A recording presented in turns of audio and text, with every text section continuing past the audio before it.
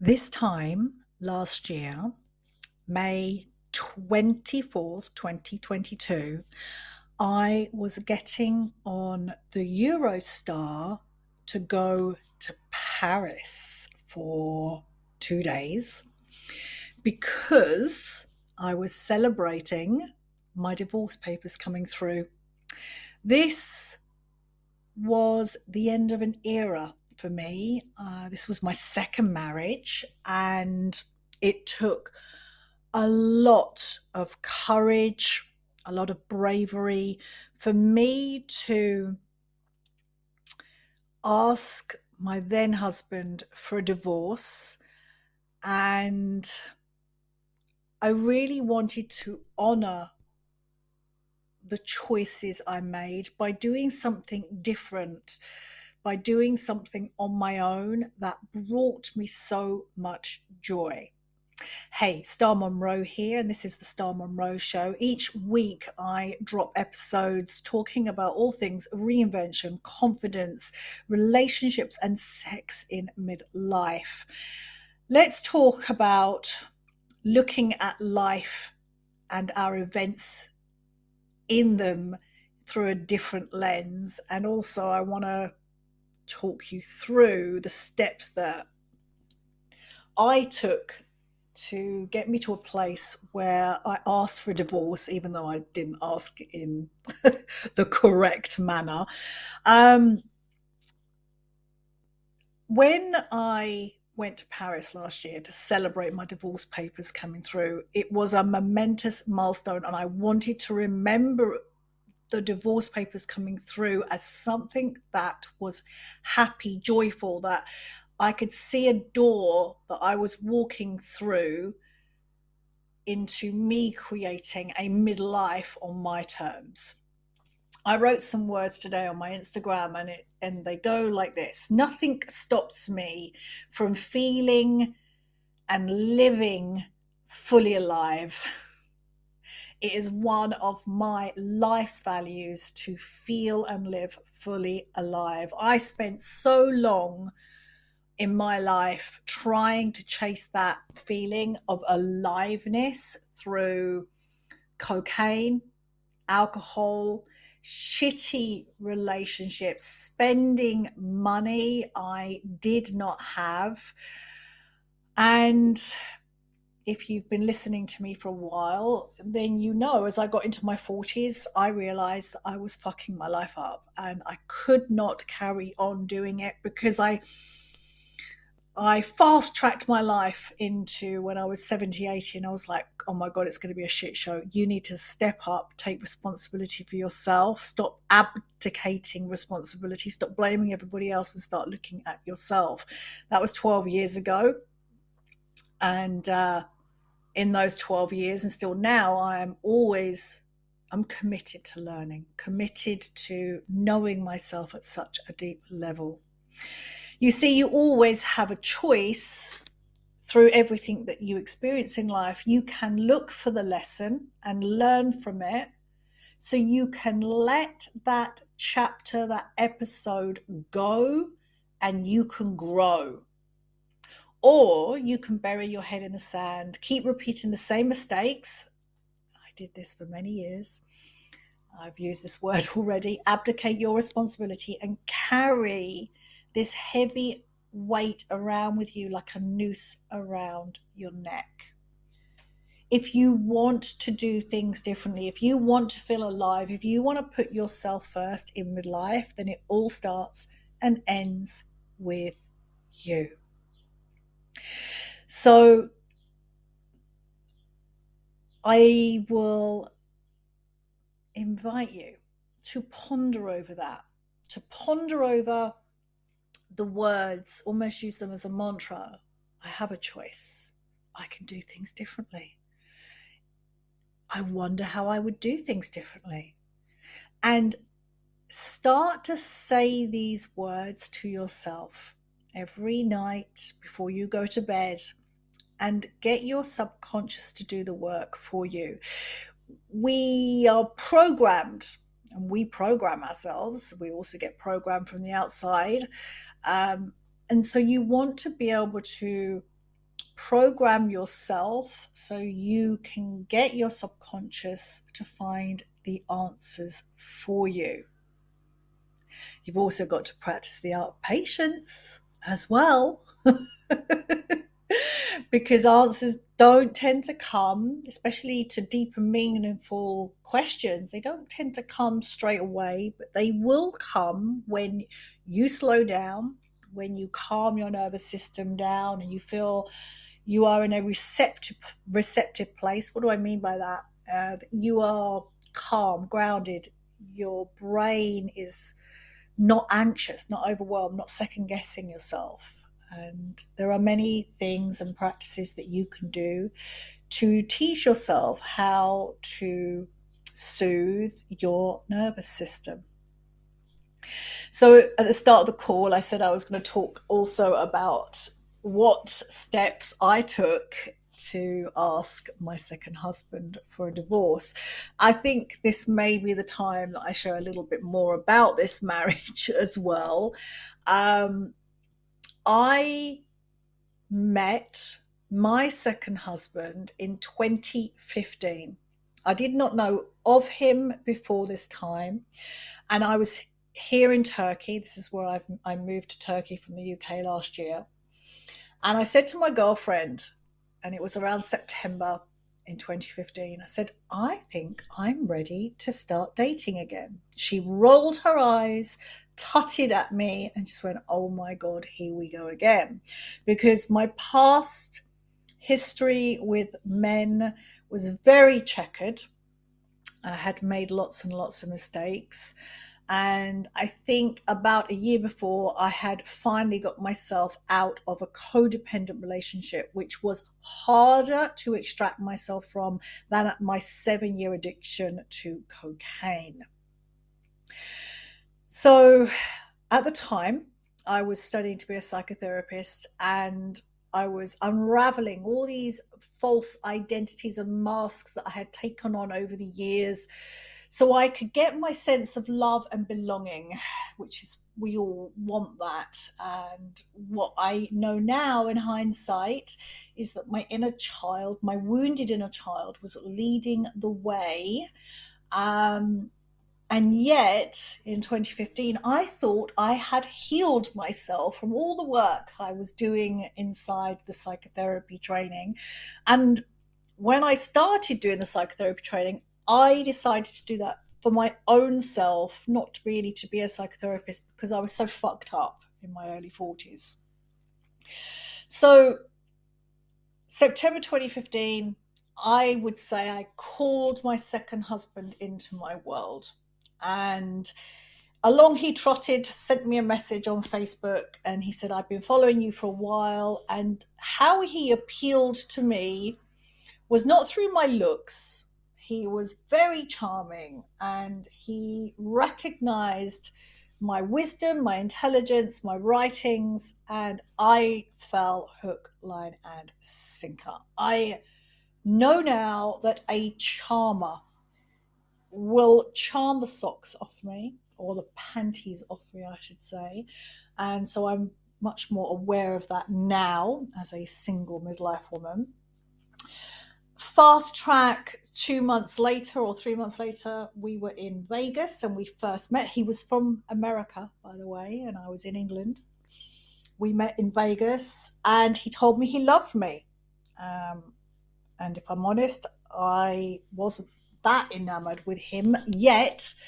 I was like, oh my God, he's a nice guy. He's being really kind to me. He was much older than me, 25 years older than me. He was wealthy. And I'm going to tell you the truth. I was like, there's a guy who can look after me, take care of me. And I was at the time very exhausted, battered down by life. I'd kind of given up on myself. And I was like, yes, I can retire and this guy can look after me. So I just kind of bumbled ahead into this relationship. And 6 months later, from the date we first talked, we got married. We got married in Topanga Canyon in LA with the goals and intentions for me to move out to LA. That never happened because I had a son who was around 15, 16 at the time, and I just couldn't quite get my head around moving him from the UK to the US. And then various things started to happen in our relationship. And it started off beautifully well. Of course, it would. It's the honeymoon period. Everyone is on their best behavior. And everyone is trying to charm each other and be nice. And yet, I remember the day after we got married, gosh, that was around, I can't believe the dates actually as I'm talking to you. That was a year ago. It was 6 or 7 years ago today we got married. Wow. Oh my God, what a coincidence. I remember the day after we got married, I entered that marriage, I must profess, with lots of insecurities. My wounded child was leading the way. I wanted to be adored. I wanted to be rescued. I wanted someone to do everything, tell me what to do. And I never had to worry about anything. But the day after we got married, I watched his eyes eye up this beautiful waitress in this amazing cafe in the middle of LA, and I lost my shit with him. I lost my fucking shit with him. I went crazy. I was like, oh my God, you're looking up another woman. I can't believe it. So my insecurities were bubbling there to be felt, to be expressed. What I know now on hindsight is that when we finally feel safe with another person, our true selves start to emerge. And over the period of time that I was with my second husband, our true selves definitely fucking emerged. All my insecurities came out to the table, all my jealousy, my neediness, my ex-husband's real personality came out. He was a depressive. He used to stonewall me. So anyway, I'm going to fast track you through 5 years of our relationship, and really it it was not working. And at one point, he actually moved to England, and he spent 2 or 3 years in England with me in my house. And at one point, I could not stand being stonewalled anymore. So I lost my shit again, because that was the way I handled conflict. I would lose my temper, I would explode, I would slam doors, I would storm off. It was very challenging for me to ask for what I needed. So it came out really wonky. And I just said, you need to move back to America. And I think we need to split up. I said we was going to fast track 5 years, but actually that wasn't. It was 3 years. 2016, we got married. 2019, I asked him to move back to America. And then between 2019 and 2021, we oscillated between staying together, getting back together, splitting up, talking about our future, not talking about our future. And we were living on different continents. I was in the UK, he was in the US. And what I did, was focused on me. And so even though I couldn't quite let my ex-husband, or my, yeah, he is my ex-husband now, my husband at the time go, I thought, you have to focus on your life. So I took advantage of COVID and I took my business online.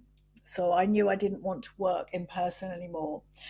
And I mean, that's been a whole big journey, taking my business online and evolving my teachings into a methodology and into a business where I'm serving women worldwide. I had to go through lots of fears, and still do, and build up my self-worth and my value and my belief in myself by the actions I take. Probably worth you rewinding that part and listening to those words one more time. Self-worth, self-value, confidence, they're all actions. And we can't get that from a book or a course. It's about us deciding to do things differently in our lives. Again, it's a choice. So I took my business online and I slowly built up my own independent wealth, my money, and I still could not quite decide what I wanted to do with my husband. And what I made a decision to do was, I asked him if we could still be friends and stay married. I no longer wanted to have sex with him. The kind of ideal repulsed me. I couldn't bear him touching me. And so in 2021, I started to make my dreams come true around traveling more, because I had this business now. I was working online. I didn't have to be in a certain place. I was still based in England. So I went off traveling and I took myself to LA and Mexico for a while. And it was in on the LA trip that I met up with my husband. We hadn't met for a while because of COVID. So it's probably like a year and a half. We hadn't seen each other, yet we'd stayed in contact via FaceTime and texting. And it was lovely to see him. There was a part of me that still felt at home with him. I was, and again, we're on our best behavior because we haven't seen each other for a while. So it's almost like we get to relive that honeymoon period. And I said to him, I wasn't in a place to sleep with him. I didn't really know what was going on in my head. So can he just respect my wishes around that? And we actually went up to see the sequoia trees, the big redwoods. And he took me on this weekend trip. And I remember this happening in the morning. I said, please, we shared a room, we had separate beds. I said, please wear clothes because he normally was naked when he went to bed. And in the morning, he was naked and he came into my bed and touched me. And I froze. I froze. And I was like, what are you doing? I said, I asked you not to do this. You haven't asked for consent. You're not respecting my wishes. And then he just talked at me for quite a long time. And I remember being very tearful. And again, I was like, I didn't want to get angry because I didn't want to spoil the trip. It's that good girl inside me. And also, there's this layer of I'm protecting myself. I know I'm with my husband at the time, but I was in the middle of fucking nowhere and I didn't want to be stranded and abandoned, left on my own. Although I know I would have been able to look after myself. But what happens when we get triggered, when we drop into our sympathetic nervous system, we go into fight, flight, fawn, freeze, or flap. And our old ways of reacting to situations where we feel unsafe, they'll come up. So we kind of brushed over that, as my ex-husband loved to do, brush over things and never discuss it. And we got on with the trip. And then the next day, he kind of moved into my apartment with me. And I was like, why are you bringing so much stuff here? He was like, oh, well, I'm going to stay here. And I said, but you haven't discussed this with me. And anyway, we fell out and he stormed off. And I just said, look, we need to get a divorce. We need to get a divorce. It's done. We're no longer getting on. And then that was fine. I again plowed back into my work and focused on what I wanted to do, saw some girlfriends in LA. A week later, he got back in contact with me. He said, I don't want to split up. I want to be with you. So he took me out to a beautiful dinner to this amazing restaurant in Beverly Hills, wooed me again. And then how I felt from that dinner was I was like really fucking confused. I was like, I know I don't want to be with you. My whole body is telling me I don't want to be with you, but there was a part of me that could not just go, enough. I'm done. I want to walk away. So I remember just going, I really don't know what to say to you with this. I need to go away to think about it. And I went off to Tulum, stayed in Mexico for about a month, and then went back to England. And I still was just like this indecisiveness. There was this real indecisiveness around me making a decision around this. And it was fear. It was fear that was making me indecisive. It was keeping me from, I don't want to sound like a complete tosser, but it was keeping me from speaking my truth, from really claiming what I needed to do. So I still laugh about this now. So I remember in these whole struggles of me being really indecisive, yet there's a part of me that knew I had to let this go so I could move on into my life. I was drinking. I was drinking quite heavily, and I remember one evening I got quite drunk and I FaceTimed him. And I can't quite remember the conversation. And yet, I know on that conversation, I asked for divorce. And I know from the repercussions from that phone call, because he no longer spoke to me, he completely cut me off and out of his life. I have no idea what I said on that phone call. I have still no idea. Um, but from then, the ramifications were that I got divorce papers. I was served about 3 months later. And then the ball started rolling into us processing the divorce and finalizing the divorce. Why am I telling you this? I'm telling you this because I'm really messy. I'm not perfect. I do things in strange ways sometimes. I do not do things correctly or the way they should be done. And I really want you to know that life is messy. You're messy. And sometimes we don't do things in the way that we think we should do them. I'm still kind of giggling about me asking for a divorce when I was really drunk and I couldn't quite remember what I did.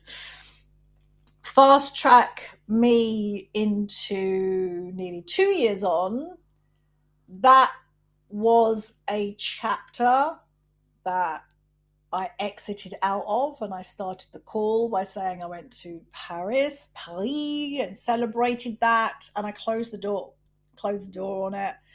I went back into my world. I carried on fortifying the fuck out of myself, building my tenacity, my courage, my bravery by doing the things I think I couldn't do. And I'm now living at the moment, who knows what's coming around the corner, but I'm now living in Turkey on my own in a very small bijou apartment. And I couldn't be happier. And yet, happiness seems not enough to explain how I feel. I was talking to my good friend the other day she said, "How are you?" And I went, "I'm complex. I'm complex." It's like that's how I would describe to someone who was interested in really listening to my answer. I'm complex. I'm not just happy, I'm joyful. I feel scared. I feel alive. I feel awake. I feel nervous. I feel anxious. I feel excited. I feel ecstatic. I feel sad. I feel a tremendous weight of responsibility. I also feel a tremendous lightness and exuberance for life. I'm complex. I'm complex. And I really thank all former versions of me for helping and guiding me to get me where I am today and to where I'm going to go in the future. So it's a reminder that you're messy. I'm messy. Life is messy. Sometimes we don't do things in the way that we think we should do them. Sometimes we fuck up and make a complete shit show of things. And other times we do things that really enable us to take that leap of faith in ourselves so we can soar into our next, I was going to say, realm or stage of our lives. As you traverse this midlife journey, Queen, I see you, I honor you, and I celebrate the fuck out of you.